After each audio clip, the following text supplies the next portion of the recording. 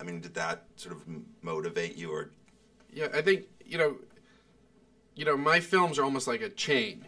There's you can't change the order. Each one has in some way teed me up to do the next, and Mr. and Mrs. Smith, has a direct relationship to Born Identity because it's a rejection of many of the themes that were in Born Identity. Because Born Identity was, wow, look how cool it is to be a spy. Mr. and Mrs. Smith was, well, okay, it's cool to be a spy, but it's even more impressive to maintain a marriage, right? Like, look, James Bond has a different wife, different girlfriend every movie. Anyone can do that. Try coming home to the same spouse every day, day in, day out. That's a much more impressive accomplishment.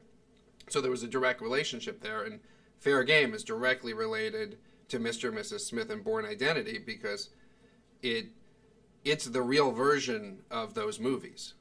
I mean, it really is. It's the, when you go home, where a lot of the film takes place in the home between Sean Penn and Naomi Watts, it's the real version of Mr. and Mrs. Smith.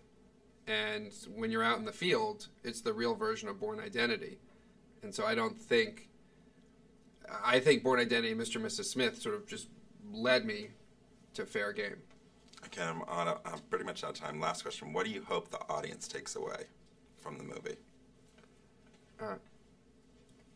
I hope people come away from this film with hope and see this as a celebration of husband and wife who, against all odds, stood up to the most powerful forces in the world to fight for what they believed in and fought for something that I believe in deeply, which is that our democracy is founded on the belief that we can criticize our government without fear of reprisal.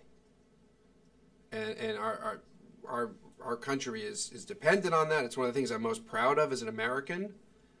And so, Valerie Plame and Joe Wilson are true American heroes in the best sense of that word. Thank you. Perfect. Thanks.